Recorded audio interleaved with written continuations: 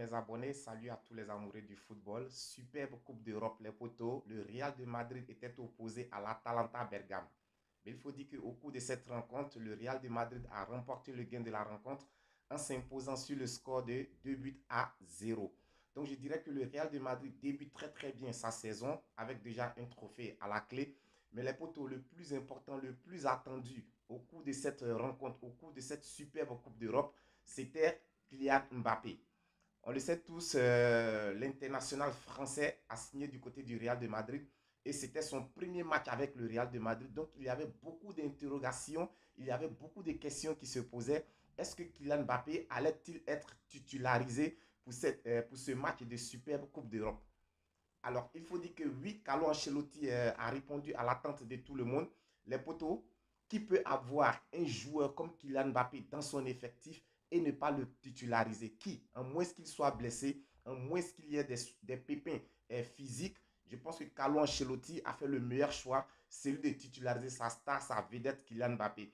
Alors aujourd'hui, je dirais que les poteaux, c'est un rêve qui se réalise pour Kylian Mbappé. C'est vrai que déjà avec sa signature du côté du Real de Madrid, on pourrait dire que c'est un rêve d'enfance qui s'est réalisé. Mais aujourd'hui, en disputant pour la première fois un match officiel avec le Real de Madrid, on dirait que encore le rêve de Kylian Mbappé se réalise davantage. Donc les potos, c'était la plus grande interrogation. Est-ce que Kylian Mbappé allait-il être titularisé, oui ou non? Et comme je l'ai dit tantôt, bel et bien, il a été titularisé. La seconde interrogation qui se posait, dans quel schéma tactique Carlo Ancelotti allait-il évoluer aujourd'hui?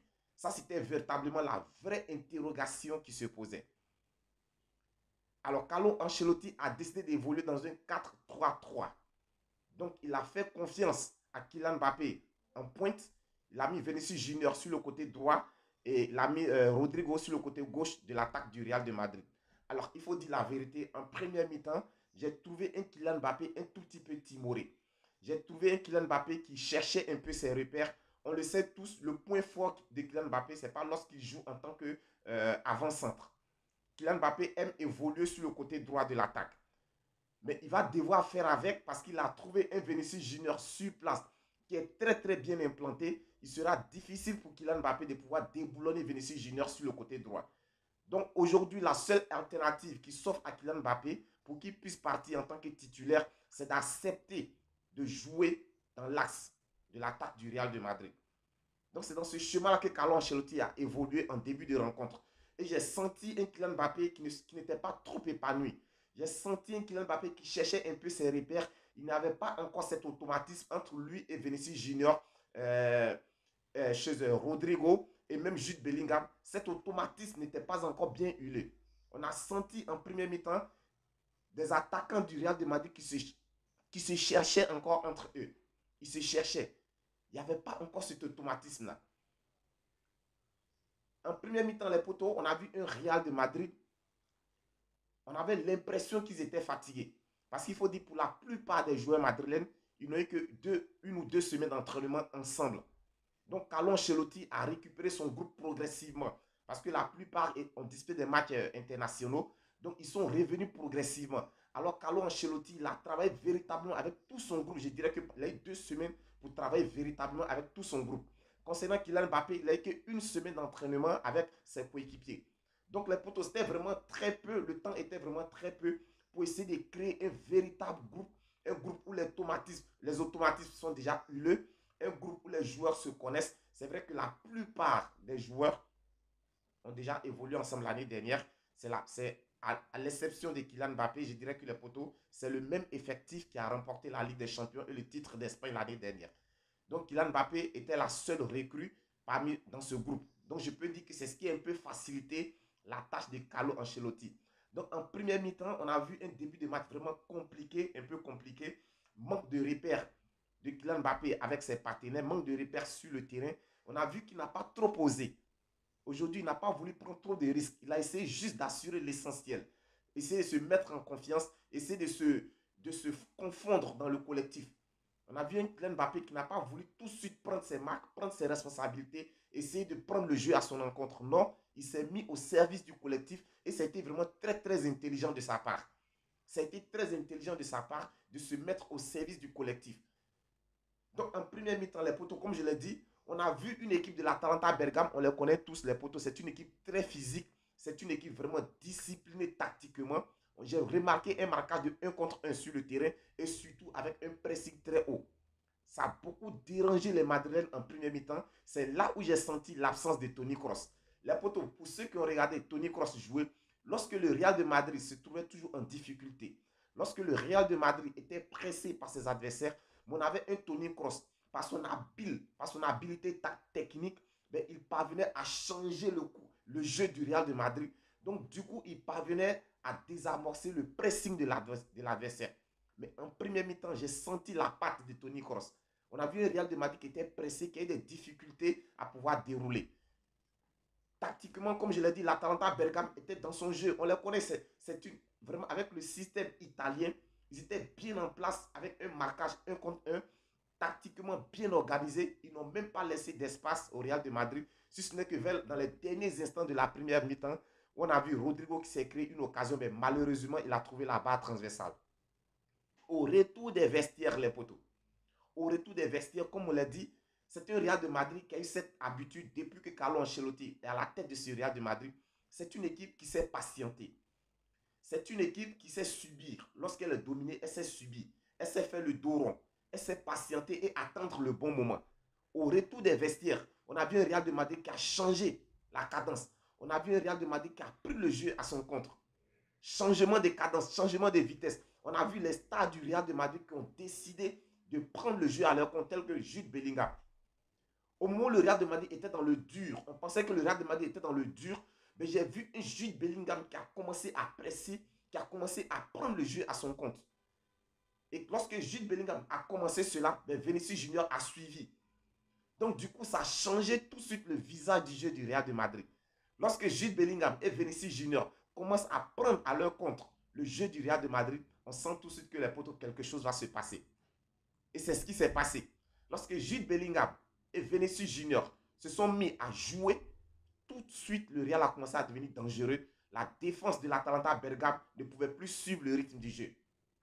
Vinicius Junior a commencé à créer toutes les misères à la défense de l'Atalanta Bergame. Et Vinicius Junior, sur un raid solitaire, sur une finesse pas possible, il réussit à offrir la première balle de but à Valverde. Ouverture du score du Real de Madrid. À partir de ce moment, l'Atalanta Bergame se dit, ben, il faut qu'on sorte. Parce que là, ils sont menés maintenant, ils sont obligés de sortir. Et c'est là où le Real devient encore plus dangereux. Parce que lorsque l'Atalanta Bergame décide d'attaquer, lorsque l'Atalanta Bergame décide de se projeter vers l'avant, ben, il crée encore beaucoup de brèches dans leur dos, alors qu'on sait que désormais, il y a des flèches du côté du Real de Madrid. Il y a Vinicius Junior, il y a chez Rodrigo, et il y a Kylian Mbappé qui est venu s'ajouter encore à l'attaque du Real de Madrid, sans oublier Federico Valverde au milieu des terrains, Jude Bellingham. Je dirais qu'avec cette pléiade de stars et de joueurs, ben aujourd'hui, le Real de Madrid a de quoi à faire douter et à inquiéter tous ses adversaires. Ce que tout le monde attendait, ce que tout le monde rêvait de voir, c'était de voir Kylian Mbappé marquer son premier but avec le Real de Madrid lors de cette finale de la Super Coupe d'Europe. C'est vraiment tout ce que les supporters du Real de Madrid attendaient et je pense que Kylian Mbappé a répondu à l'attente de tout le monde.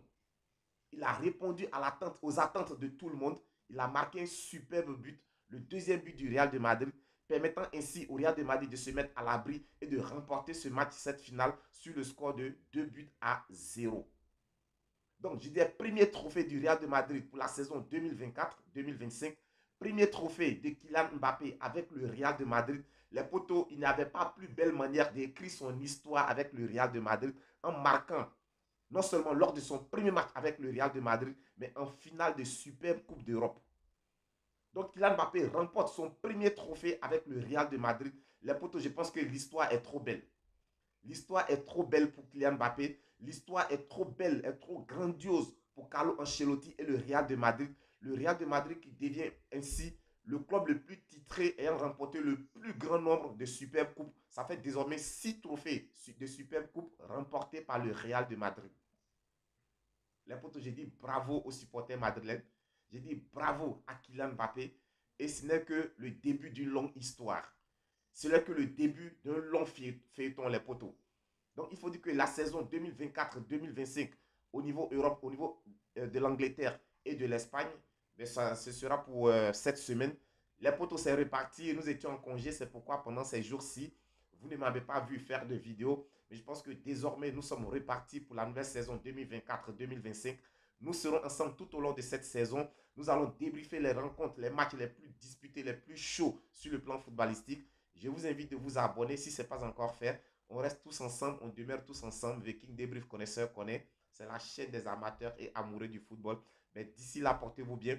Les potos, je tenais aussi à tirer mon chapeau. Vraiment, je tire mon chapeau à Thibaut Courtois, qui vraiment, dans les moments où le Real était en difficulté, il a sorti vraiment de très, très gros arrêts. Je pense que Thibaut Courtois, aujourd'hui, le Real de Madrid, doit aussi sa victoire à Thibaut Courtois. C'est ça la marque des grands gardiens. C'est ça la marque des grands gardiens. Être toujours présent au moment où son équipe a besoin de lui.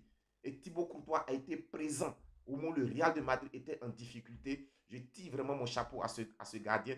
Je tire aussi mon chapeau au ministre de la Défense qui était de retour. Alors, il faut dire que Militao était de retour. Militao également a sorti un très très gros match, les poteaux. Il faut saluer la performance de Militao aujourd'hui. Mais que dire, les poteaux de Aurélien Tchouameni. Aurélien Tchouameni. Carvalho.